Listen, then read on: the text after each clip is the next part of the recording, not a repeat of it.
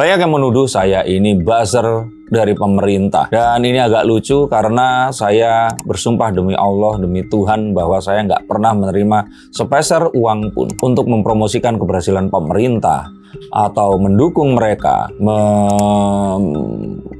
berantas semua hal-hal buruk yang pernah dikatakan orang-orang untuk mencederai pemerintah. Tidak ada sama sekali. Tapi karena itu, saya nggak mendapatkan views dan juga hasil pundi-pundi rupiah yang didapatkan oleh para pembenci dan orang-orang yang kontra dan kritis kepada pemerintah. Jadi saya mulai berpikir mengapa tidak saya berubah haluan saja kali ya. Mulai menyuarakan kritik-kritik, menyerang pemerintah, dan menyalahkan apapun yang mereka lakukan seperti para pembenci presiden, mantan presiden, wakil presiden, pembenci pemerintah yang sepertinya mendapatkan AdSense, spotlight, dan juga ketenaran melebihi channel ini.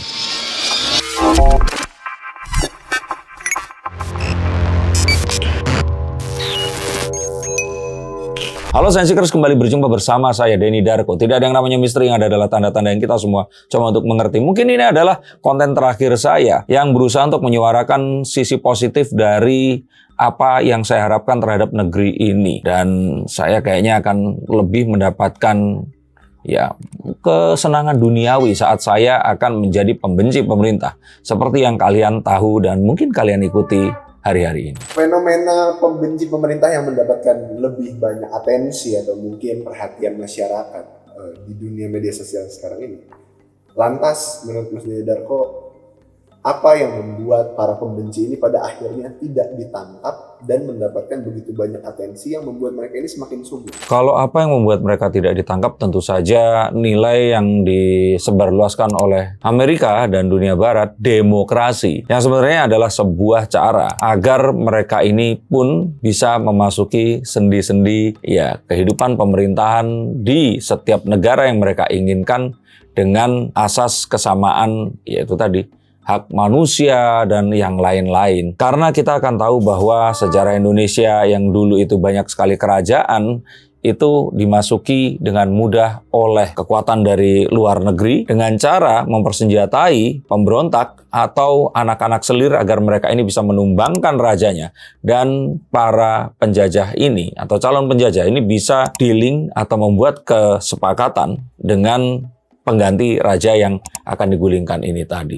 Dan terlebih daripada itu, mengapa ini semua terjadi? Saya pikir ini sama seperti orang pergi ke rumah makan. Orang pergi ke rumah makan itu sudah pasti mereka ini dalam keadaan lapar. Jadi nggak mungkin mereka akan diminta untuk sabar, menunggu sambil makanan dibuat, karena mereka pun itu nggak terus datang sebelum mereka lapar, dan akhirnya pas makanan datang itu mulai lapar. Nggak seperti itu. Sama seperti sosial media. Saya pikir orang-orang sosial media ini adalah orang-orang yang resah, orang-orang yang ingin mencari pelarian dari dunia nyata mereka ini. Kalau dalam dunia nyata mereka ini sukses, mereka ini mendapatkan apa yang mereka mau, tentu saja mereka akan disibukkan dengan hal-hal yang mereka harus lakoni di dunia nyata. Handphone adalah jalan ninjaku untuk menghibur diri, menyampaikan kekesalan, dan mungkin juga mencari sebuah pembenaran dari apapun yang kita harapkan.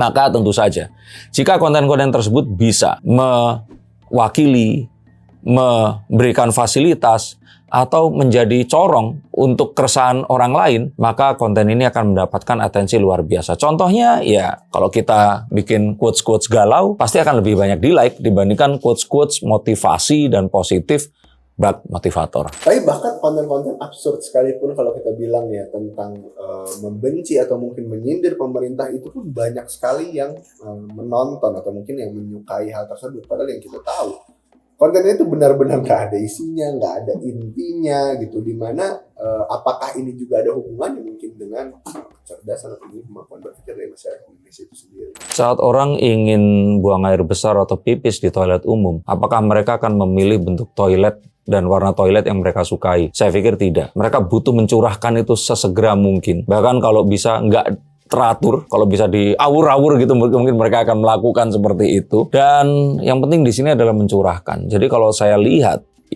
fenomena ini sebenarnya sangat manusiawi. Saat manusia ingin mencurahkan sesuatu, bahkan sesuatu itu mungkin nggak ada hubungannya sekalipun dengan apa yang mereka ingin komentari atau mereka alami. Misalkan mereka putus cinta di dunia nyata, tapi karena ijazah Jokowi ini tidak kunjung terbukti palsu atau asli, dia ikut nimbrung di situ. Dan ini saya katakan di sini nggak cuman untuk ya itu tadi, nggak untuk orang yang membenci Jokowi saja, tapi orang membela Jokowi pun kalau sudah benci sama pembencinya, ya dia akan memiliki sebuah keresahan dan satu amarah yang juga sama, nggak terbendung dan ingin segera diluapkan, sama seperti BAK dan BAB itu tadi. Oke, lantas kenapa juga pada akhirnya Mas Darko ini memutuskan untuk Dia nggak memutuskan, berpikir. Karena kalau saya pikir ya, saya dengan 4 editor yang harus saya nafkahi, dan mereka juga perlu untuk mendapatkan kesejahteraan, misalkan ya makan yang enak, diajak pergi ke tempat wisata, mungkin ke luar negeri. Ini satu hal yang kayaknya akan mudah untuk dicapai jika saya ini mulai memikirkan untuk membuat channel arahnya seperti Hersubeno Point, Refli Harun, Ep Saipullah. Jadi mencoba mengkritisi Mardi Guwowi. Nah ini kan orang yang resah ini banyak sekali. Dan mereka ini bisa digunakan atau ditunggangi untuk sesuatu yang apapun ini kita bisa lakukan. Tapi pada akhirnya kalau kita bilang, orang-orang pun setuju bahwasanya channel-channel yang ya mungkin di belakangnya itu membenci ataupun tidak setuju dengan pemerintah, justru itu channel kritik, dan bisa aja kritik ini menjadi membangun. Jadi memang tidak terlalu banyak. Oh betul. Tapi sekarang begini, saya berikan contoh simpel. Kita terlahir di keluarga petani yang rumahnya ini terbuat dari anyaman bambu. Kalau orang Soviet bilangnya gedek, nah seperti itu. Dan orang tua kita bekerja sekuat tenaga untuk memperbaikinya. Betul kita punya tanah yang luas, tapi kita sering ditipu oleh rentenir. Nah terus kemudian ayah kita yang bekerja keras ini, mungkin saja ya dia lelah dalam bekerjanya, mungkin karena pendidikannya dia ini nggak terlalu pandai untuk bisa menjual hasil bumi dan sebagainya. Nah kita diminta untuk ya membantu dengan berpikir positif, bahwa ayah kita ini pasti akan sukses nantinya. Tapi sejalan dengan itu kita browsing, terus kita akan lihat bahwa rumah kalau anyaman bambu itu akan bisa ditumbuhi oleh jamur. Dan jamur itu bisa masuk ke pernafasan kita terus menyebabkan kanker. Nah, dan kalau itu terjadi dalam kurun waktu menahun, maka kita akan menjadi seseorang yang juga nggak hanya terganggu secara fisik, tapi juga emosinya. Terus kita mulai jadi pemarah, karena kita lahir di rumah yang rumahnya seperti itu. Terus kita mengatakan bahwa dengan tanah seluas ini harusnya kita sudah bisa membangun gedung ini, rumah ini dengan batu bata, semen, dan apapun yang kita inginkan agar kita bisa hidup dengan sanitasi lebih baik, kehidupan yang lebih layak lagi, dan hal-hal yang kita keluhkan akan lebih baik. Ayo kita bekerja, kita beresin ini sama-sama, atau kita berdebat tentang mengapa kita tinggal di situ. Terus kalaupun kita nanti akan membuat sebuah rumah dengan yaitu tadi batu bata dan semen, nanti kamarnya akan sebesar apa, terus kira-kira akan ada bukaan di mana dan sebagainya. Saya pikir ini masih jauh panggang daripada api. Jadi kritik itu penting, tapi lebih penting lagi adalah kestabilan kehidupan sosial di Indonesia. Dan itu tidak akan tercapai dengan membuat konten-konten yang terus-menerus membebani pemerintah dengan hal-hal negatif yang selalu kita ucapkan. Maka itu sama seperti bapaknya kerja keras, tapi kita berusaha untuk terus menyalahkan apapun yang dilakukan si bapak ini tadi. Bagaimana kalau kita mencoba untuk berpikir dengan sudut pandang saya tadi? Negaranya demokrasi kan? Lantas kalau kita bilang dengan ekosistem yang ada di YouTube atau mungkin di sosial media dan lain-lainnya, di satu sisi pasti jika memang nanti terjadi regenerasi, masuknya orang-orang baru, dan mereka ini melihat dengan mata kepala mereka sendiri ya, ternyata menjadi pengkritik lebih banyak engagementnya, lebih banyak viewsnya, ini akan semakin lama semakin bertambah dan semakin banyak orang-orang yang seperti itu dong. Betul, dan ini harus dihentikan. Dengan cara apa? Ketegasan pemerintah. Karena kita tahu bahwa China, yang tadinya negara yang sangat miskin, jauh sekali dari Amerika Serikat, tapi sekarang bisa membuat Donald Trump dan bangsanya ini ketar-ketir, itu adalah karena tangan besi dari Xi Jinping dan presiden pendahulunya. Gak ada namanya demokrasi, orang bebas berpendapat semau-mau mereka seperti di Indonesia. Kestabilan hal-hal yang ada ini harus diutamakan dan didahulukan. Ketertiban, barulah dibuat jalur atau apa yang harus dilakukan oleh orang-orang untuk mencapai ya meritokrasinya tadi, menuju ke titik di mana kita akan bisa mendapatkan tempat kita di ruang kendali kapal yang sangat besar ini tadi. Jika tidak ada kestabilan, saya pikir kita akan terus atas nama demokrasi, merasa yang paling suci, paling benar, dan akan berteriak-teriak untuk menggantikan orang yang kita anggap tidak mampu. Saat sesuatu yang terjadi itu sesuai dengan pilihan kita, kita diam. Tapi saat sesuatu itu kita tidak mendapatkan keuntungan atau berbeda dengan apa yang kita impikan, kita terus kemudian marah-marah. Ini bukan sesuatu yang baik dan ini harus dihentikan dengan segera. Lantas bagaimana kalau misalkan kita bilang ya tentang si para pengkritik ini menyampaikan kritiknya bukan dengan cara yang ya mungkin memprovokasi ataupun yang membuat orang-orang ini menjadi membenci, cuma kritik ini yang membangun. Akankah bisa jadi solusi? Ya bisa. Dan ini harus diberikan wadahnya. Bagaimana kalau para pengkritik ini tadi memang diberikan sebuah kedudukan dalam pemerintahan? Mereka memang ditugaskan untuk mengkritik, tapi mereka ini tidak menyuarakan kepada masyarakat. Ini kritik yang langsung disampaikan dan harus segera dilakukan.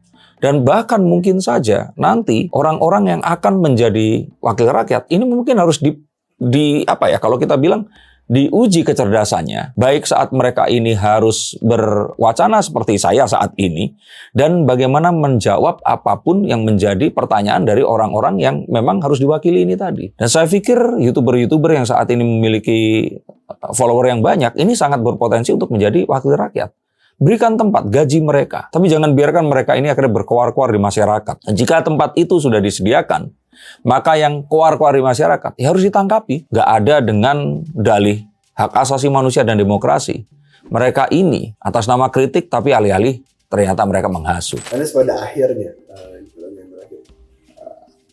mungkin Mas Dede Darko akan mengambil langkah untuk tetap berada di memberikan bahasanya masukan-masukan yang positif atau mungkin pikiran-pikiran yang positif atau kepada masyarakat, atau justru menjadi komplotan.